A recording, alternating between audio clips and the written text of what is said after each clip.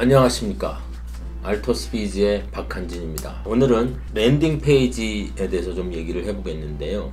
여러분들이 준비한 제품에 관련된 컨텐츠를 총망라해서 거기다 체계적으로 올리는 거라고 이제 보시면 되는데요. 랜딩 페이지 작업을 하기 전에 여러분들이 결정해야 될 몇 가지 내용들이 있습니다. 여러분들이 이제 제품을 가지고 지난번에 컨셉을 잡았잖아요. 킥스타터에서 제공하는 카테고리들이 있습니다. 15개 이제 카테고리인데, 그 카테고리에 맞게 정해서 제품을 올리셔야 됩니다. 카테고리가 15개 있지만 그 중에 가장 많은 캠페인이 올라가는 카테고리가 한 3가지 정도 됩니다.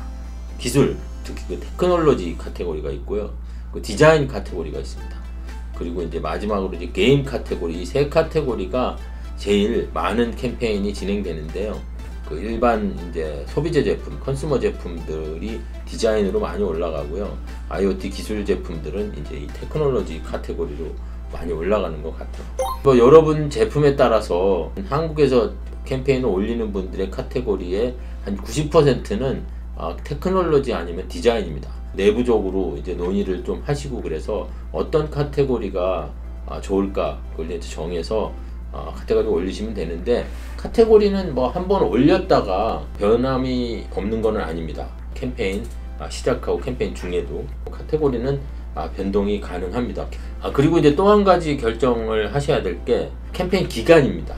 요즘은 30일 정도 또는 뭐 35일 정도 캠페인을 진행하시는 분들이 많습니다. 과거에는 뭐 60일도 하고 뭐 45일 이렇게 했었는데요.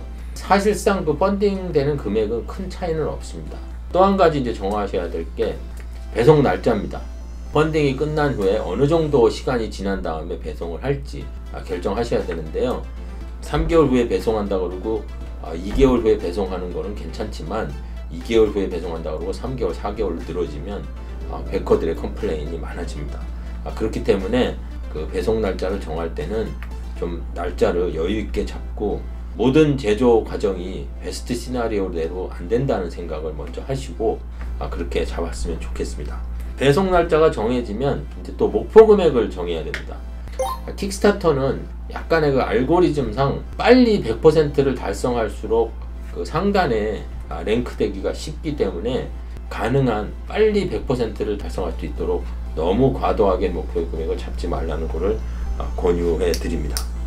그리고 이제 마지막으로 또 생각하셔야 될 게 이제 제품의 가격이에요. 권장 소비자가의 킥스타터 가격은 한 70% 정도로 잡습니다. 그렇게 해서 뭐 5개 정도의 그 내용이 카테고리, 펀딩 기간, 배송 날짜, 목표 금액, 가격 결정이 되면 그야말로 이제 랜딩 페이지 제작에 들어갈 수 있습니다. 자, 그럼 이제 랜딩 페이지에 들어갈 요건들에 대해서 뭐 한 설명을 간단하게 하나씩 드려보겠습니다. 일단 제품명이 있어야 됩니다. 제품명이 뭐 발음상 뭐 다른 의미를 갖는다든지 뭐 이럴 수 있기 때문에 미국에서 제품명에 대한 시장 조사를 한번 하시면 좋습니다. 그래서 이제 제품명이 결정이 되면 제품을 간단하게 표현하는 2줄 정도의 문장이 필요합니다. 그게 이제 타이틀이 됩니다. 알파벳으로 따지면 135자를 넘지 못합니다. 제품을 가장 잘 표현하는 문구를 만드셔야 됩니다. 그리고 이제 그 밑에 들어오는 게 메인 영상인데요. 메인 영상을 클릭하는 사진이 있어요. 썸네일이라고 하는데요. 썸네일을 한 서너 개 정도 가지고 있으면서 캠페인이 진행되는 동안 바꿔보는 것도 상당히 좋습니다. 그리고 이제 그 밑에 프로토타입 갤러리라고 있습니다. 그 프로토타입 갤러리는 뭐냐면 여러분들이 그동안 개발을 하시면서 만들었던 시제품들, 그리고 뭐 만들었다가 잘 안 돼서 폐기시켰던 제품들이라든지 이런 여러 가지 과정을 사진을 좀 이렇게 찍어서 올리면 그 베커들 입장에서는 이 친구들이 개발하고 만드는데 상당한 노력과 공이 들어갔구나 라는 걸 알기 때문에 우리의 어떤 열정과 그리고 노력이 들어가 있다는 것을 이제 보여줄 수 있는 기회죠. 그리고 이제 미디어에서 노출된 적이 있으면 거기에 그 미디어 그 로고를 이렇게 모아놓는 칸이 있습니다. As seen on이라고 합니다. 공신력을 높이는 차원에서는 상당히 좋습니다. 캠페인을 이제 진행할 때 저희 같은 경우는 캠페인이 라이브 되기 전에 미리 언론 노출을 시켜서 As seen on 그 섹션에 어느 정도의 그 미디어가 노출될 수 있도록 진행을 하죠. 그리고 이제 제품 특징이 들어가요. 제품을 설명하는 과정에서 여러 가지 이제 툴이 있습니다. 그래픽화 시키는 게 상당히 좋아요. 요즘은 GIF도 많이 쓰는 것 같아요. 특히 그 인터뷰, 그 사용자 인터뷰라든지 아니면 전문가 인터뷰를 포함시키는 것도 하나의 방법입니다. 그 다음에 이제 리워드인데요. 리워드 페이지 때문에 이 뭘 준다는 거냐, 막 이런 식으로 해서 베킹이 안 되는 수가 있거든요. 명확하게 표현을 하셔서 요걸 베킹을 하면 내가 뭘 받는구나, 이런 것들을 잘 한번 구성해 보시는 것도 좋을 것 같고요.